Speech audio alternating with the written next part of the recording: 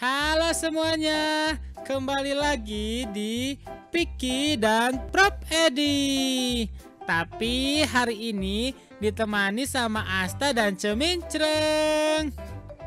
Tentunya akan membahas obrolan yang seru sekali.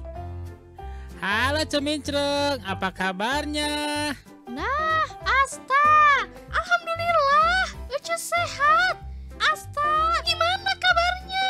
Alhamdulillah sehat juga, Ce. Gimana sekolah? Lancar? Lancar dong Cemincreng. Bagus kalau gitu. Tapi sekarang tuh Asta bingung Cemincreng.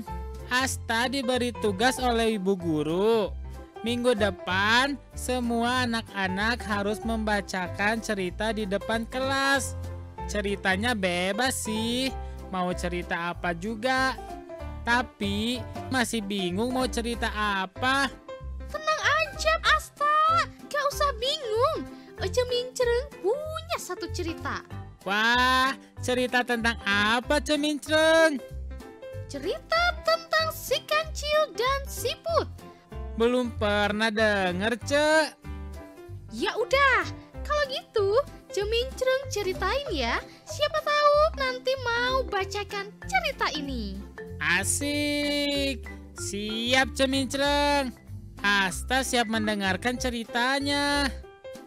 Jadi, di suatu hari yang sangat cerah, ada seekor binatang yang terkenal sangat licik di dalam hutan. Hewan itu adalah kancil. Pada hari itu, kancil sedang berjalan-jalan di hutan sembari menikmati angin yang segar. Setelah berjalan cukup jauh, kancil pun menghampiri sungai dan segera minum untuk menghilangkan rasa hausnya dan sambil berkata memuji-muji dirinya sendiri. Kancil itu berkata, "Siapa di hutan ini yang tidak mengenalku? Si pintar, si cerdik, yang banyak akal. Dan setiap masalah selalu bisa aku selesaikan. Tidak ada yang seperti aku." Kancil terus memuji dirinya sendiri. Dan kancil tidak sadar bahwa dia sedang diperhatikan oleh seekor siput. Siput itu sedang apa Cemincreng?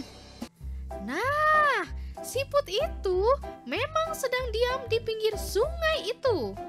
Tapi karena sudah mendengar ucapan si kancil, siput langsung menyapa si kancil.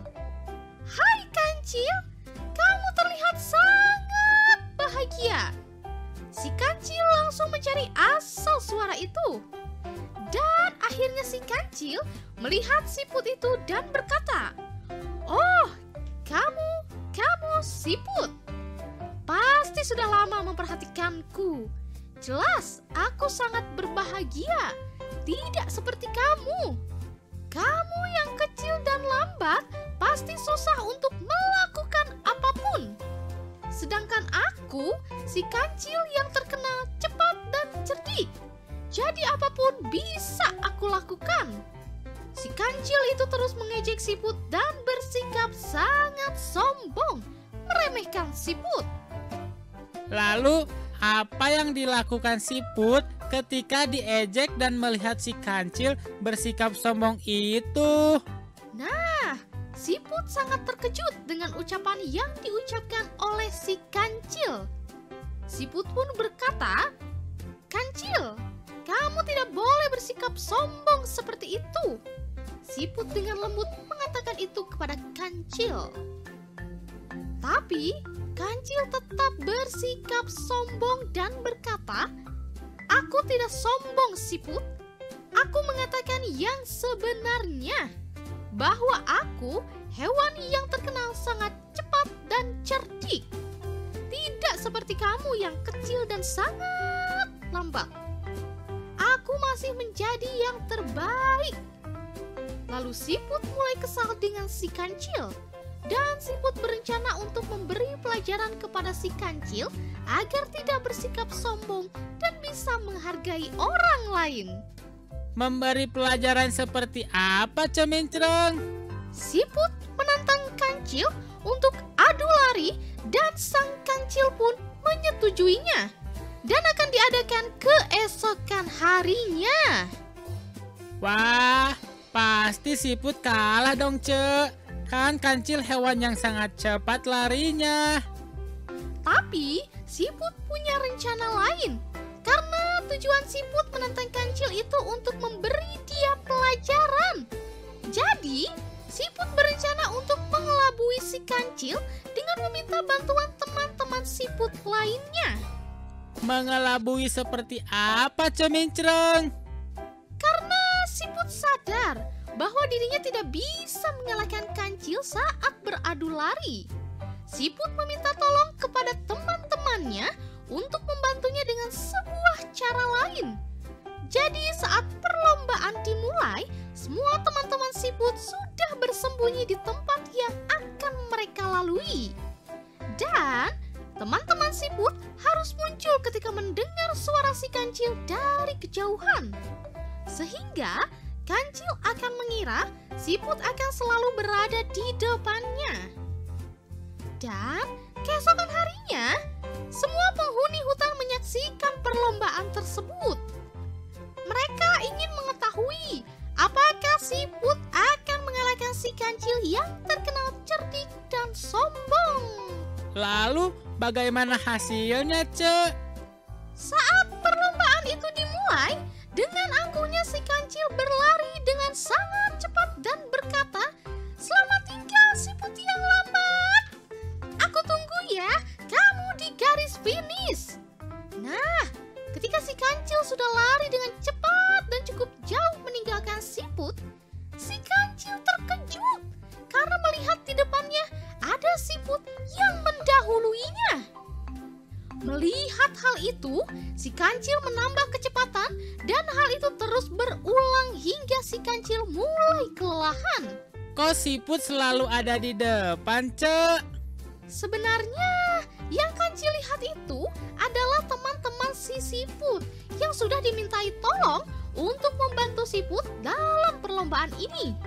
Ingat ya, tujuan siput menantang kancil itu bukan untuk membuktikan siapa yang lebih cepat, tapi untuk memberi pelajaran kepada si kancil.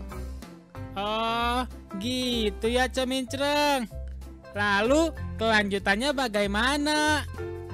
Nah, karena kancil sudah mulai kelelahan, ketika sudah dekat dengan garis finish, kancil sangat terkejut karena melihat siput sudah hampir sampai ke garis finish.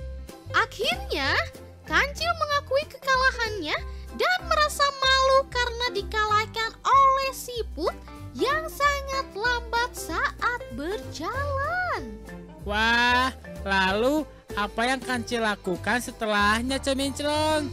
Kancil hanya tertunduk malu, tapi siput langsung menghampiri kancil dan berkata, "Sudah, tidak usah murung seperti itu, kancil. Dan aku tidak ingin apa-apa dari kamu.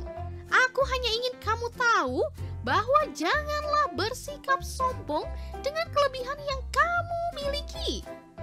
Semua makhluk hidup memiliki kelebihan dan kekurangannya masing-masing. Jadi, jangan suka mengejek makhluk lainnya ya, dan harus saling menghargai." Jadi, pesan dari cerita ini bahwa kita jangan menjadi orang yang sombong dengan apa yang kita miliki. Kita harus menghargai satu sama lainnya, tidak mengejek orang lain, dan yang paling penting, kita harus saling menyayangi. Mengerti? Wah, mengerti, Cemincreng. Keren ceritanya. Itulah cerita si kancil dan siput. Mungkin itu bisa dijadikan bahan cerita untuk dibacakan di depan kelas nanti. Iya Cemincreng, gak apa-apa ya, Asta bawakan cerita ini nanti di depan kelas. Ceritanya bagus dan ada pesan yang bagus untuk disampaikan kepada teman-teman. Terima kasih Cemincreng. Sama-sama. Kalau gitu teman-teman jangan kemana-mana ya. Tetap di Piki dan Prof Edi.